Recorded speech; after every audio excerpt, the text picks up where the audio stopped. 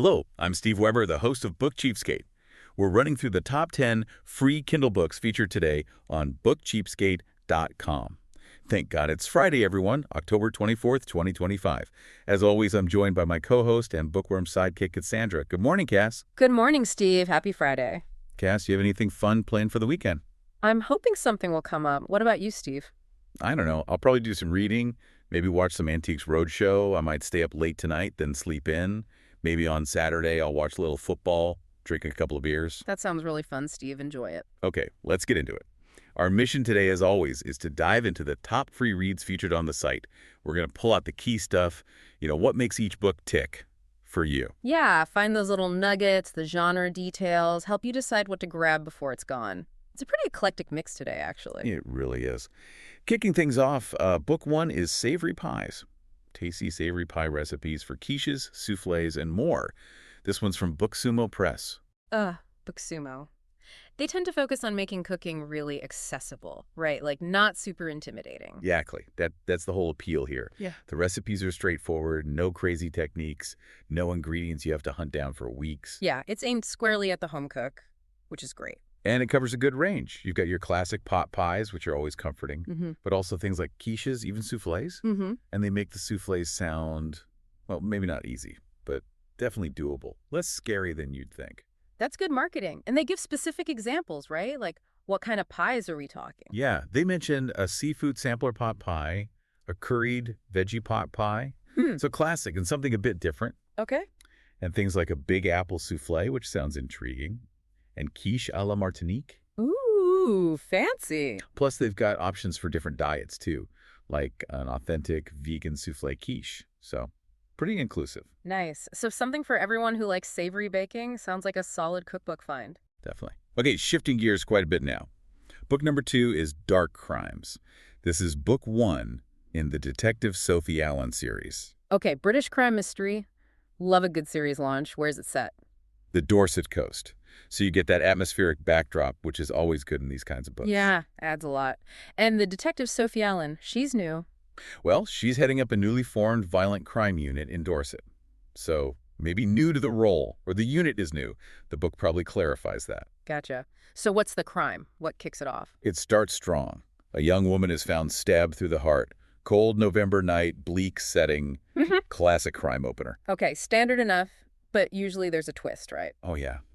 The very next morning, the victim's mother is found strangled. Whoa. Okay, stakes just doubled. That's intense. Exactly. And it gets deeper. Turns out both victims had these secret histories involving violence, intimidation, that sort of thing. So not just random. There's a past connection. Seems like it. Yeah. And there's an obvious suspect that pops up pretty quickly. Of course there is. The red herring. Right. But Sophie Allen, our detective, she's not convinced. She thinks something else is going on, someone more calculated, maybe seeking some kind of warped revenge. Classic procedural setup, then. You've got the determined detective looking past the easy answer for the real villain lurking somewhere. Sounds like it would appeal to fans of maybe Joy Ellis or Anne Cleves. Yeah, the description specifically mentions them, so if you like that style, this could be right up your alley. Cool. Okay, from external crime to internal unease. Book 3 is Should Have Known Better, psychological thriller. Bingo. And this one hits right at that parental anxiety nerve, especially for parents dealing with an empty nest. Oh boy, how so? So we have Kate, a single mom. Her daughter Chloe is growing up, maybe leaving home soon. Kate meets this charming new guy, Adam, who's a lawyer. Seems great. Okay. Waiting for the other shoe to drop. Is it Adam? Not directly. Yeah. It's Adam's son, Den. He apparently gets fixated on Kate's daughter, Chloe. Fixated how? Like teenage crush or? It escalates quickly. Yeah. Becomes unhealthy, obsessive. And Kate, the mom, she sees the warning signs. Her instinct is screaming danger. But Chloe, the daughter, is kind of flattered by the attention. Maybe strings him along a bit, doesn't see the danger. Ugh, that's tough. And everyone else, they dismiss Kate's worries, think she's just being overprotective, can't let go. Adam seems charming. Ben seems okay on the surface. So she's isolated with her fear. That's classic psychological thriller fuel, isn't it? The danger hiding in plain sight, behind that veneer of normalcy or charm. Exactly. It's all about that tension between what the protagonist knows or feels and what everyone else believes. Really plays on that, what if no one believes me? Fear. Sounds like a tense read. Okay, let's maybe cleanse the palate again. Back to cooking. Good idea. Book 4 takes us back to the kitchen, stir-fry cookbook. Grab a skillet and get ready for some delicious stir-fries. Another BookSumo one. Okay, so more accessible cooking. Stir fries are great for weeknights, usually pretty quick. That's the angle here. Simple, unique recipes, Yeah. but they emphasize you don't even need a proper wok. A regular skillet works just fine. That's practical. A lot of people don't have woks. Right, and the focus is on getting amazing taste without complex steps. Perfect for busy evenings. Does it cover the basics? Like beef, chicken stir fries? Yeah, it covers those, but it also throws in some more creative stuff to show the variety you can get. Like what? Well, they mentioned a kiwi sirloin stir-fry, Kiwi. Like the fruit. In a stir fry. apparently. And pear fritters, too, which, okay, maybe that stretches the definition of stir-fry a bit, but it shows they're thinking outside the box. Interesting choices. So, variety and speed. Definitely speed. They even highlight that there are 5 ingredient options in there when you really don't have time. 5 ingredients. Nice. That's appealing. Quick, easy, tasty, good combo. Couldn't agree more. Okay, from the very practical kitchen stuff, let's swing towards the metaphysical. Book 5 is Spirituality and Metaphysics, an insider's take on life's most important subjects. Whoa, okay. That's a leap. What kind of book is this? Like philosophy, self-help? It's presented as a collection of quotes, sort of. And the author is James Goey Jr., apparently is a bestseller, wrote How to Attract Money Using Mind Power. Ah, okay. So that gives us a clue. Law of attraction, mind power type stuff. Yeah, exactly. The book aims to connect the practical side of life with the spiritual or metaphysical.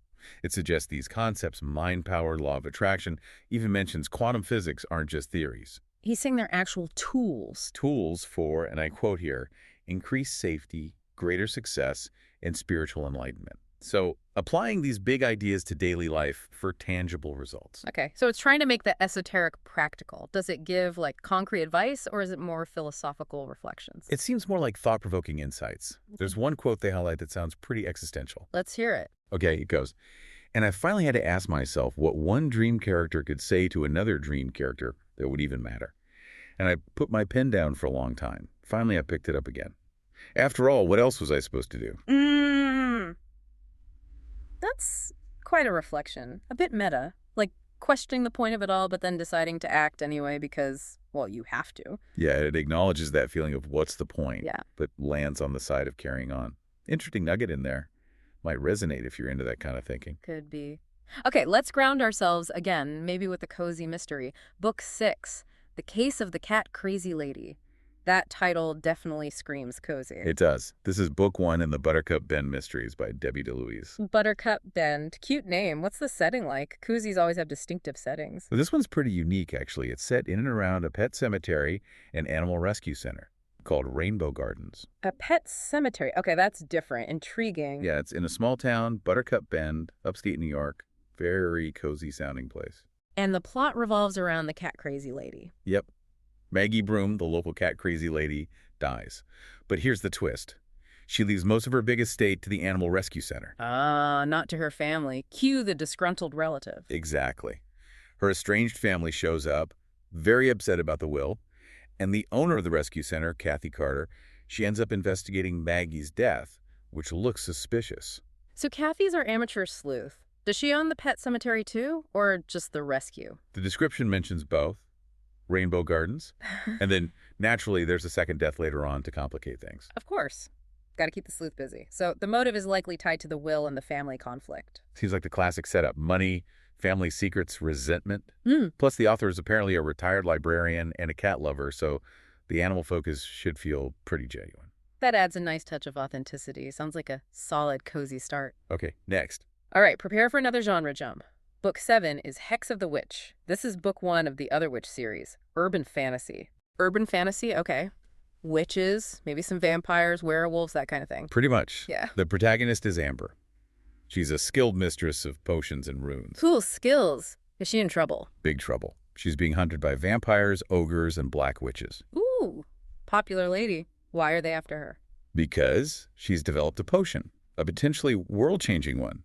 So everyone wants it or wants to stop her. High stakes. Is there a romance angle? Urban Fantasy often has that. Oh, definitely. And it's a specific trope. Enemies to lovers. Ah, a fan favorite. Who's the enemy? She gets assigned a bodyguard. A griffin named Bastion. A griffin bodyguard. Nice. Yeah. But he's literally her most hated enemy. Awkward. Very awkward. So they're forced together. Exactly. And there's another complication. Bastian is dying. Slowly. From a black witch's curse. Oh, wow. So Amber has to save him. Her enemy. Yep. She needs to lift the curse on Bastian while also finishing her super important potion and hunting the black witch who cursed him and is probably still after her. No pressure. That's a lot to juggle. Sounds action-packed. Anything else notable? Yeah, two things. The series is completed, which is great news for binge readers. Always a plus. No cliffhanger agony waiting for the next book. Right. And the romance is described as slow burn, fade to black. So managed expectations there. Good to know. Sounds like a fun ride for UF fans. Definitely seems like it. Okay, number 8. This one's a bundle. The Ghost File series, books 1 to 3.5. Genre is young adult thrillers and suspense with a supernatural element. And a bundle. Nice value. Books 1 through 3.5. What's the 0.5? A novella? Probably a novella or a short story connecting things. The main character is Maddie Hathaway. She's 16, and she sees ghosts. Okay, a ghost-seeing teenager. Common trope, but the execution matters. What's her story? It's dark. The reason she sees ghosts? Her mother tried to murder her when she was 5. Whoa. Okay, that's dark. Heavy backstory. Seriously. The description even highlights this detail from the opening. Maddie does a mental checklist, and one item is, dead kid in the mirror, check. Gives you the tone right away. Yeah, that paints a picture. Grim. So what does she do about the ghosts? Usually she tries to ignore them. She's a foster kid, just trying to get by. But then she sees the ghost of her foster sister, Sally. Oh no, what happened to Sally? Everyone thinks Sally ran away. But her ghost showing up tells Maddie otherwise. Sally was murdered. And Maddie feels she has to do something. Exactly. She can't ignore this one. So she ends up teaming up with a police officer, Dan. And they realize they're not just solving one murder. Serial killer. Looks that way.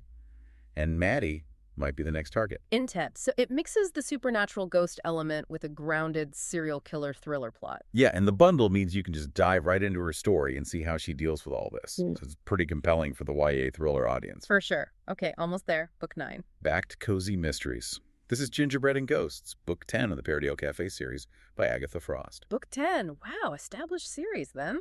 Readers probably know the characters well. And it's got ghosts in the title again, but cozy this time. And gingerbread. Christmas theme. Yep, Christmas setting. And it starts with a bang, even for a cozy. The main character, Julia South, who owns the Paradale Cafe. Her elderly grand Dot. Yeah, what about Dot? Dot fatally shoots a man. During the opening night of the town's Christmas play. Her grand shoots someone at the Christmas play. That's dramatic. Talk about a hook. And it turns out the man had some kind of secret past with Dot. Okay, so Julia, the cafe owner, and presumably the series sleuth, has to clear her own grandmother's name before Christmas. Exactly. High personal stakes. But wait, there's more. Oh. Julia's personal life is apparently also total chaos at the same time. She's trying to adopt her foster daughter, her sister is heavily pregnant, and her boyfriend, who's a detective inspector, is being secretive about something. Jeez, sounds like she's juggling chainsaws. So it's the murder mystery plus all that personal life drama. Precisely. That's often the appeal of these long-running cozies, isn't it? Yeah. You're invested in the whole messy life of the main character, not just the crime of the week. Absolutely. You feel like you know them. Sounds like a busy Christmas in Paradale. It certainly does. Okay. Last one, Book 10. We are ending with a classic, a big one, Middlemarch. Middlemarch by George Eliot. Wow, that's not usually free. A major work of literature. Right. It's often called one of the greatest novels in English, a real cornerstone. It's set in a fictional English provincial town in the early 19th century. Yeah, it's huge. A deep dive into Victorian life, society, relationships, everything. What aspects does the description highlight? It talks about the interwoven lives. Key characters like Dorothea Brooke, who's really idealistic and maybe a bit naive. Her marriage choices are interesting. And Dr. Lydgate, the ambitious young doctor who wants to bring modern medicine to the provinces, but gets bogged down by local politics and, well, his own marriage issues. Right. And Will Ladislaw's in there, too, the sort of artistic counterpoint. Exactly.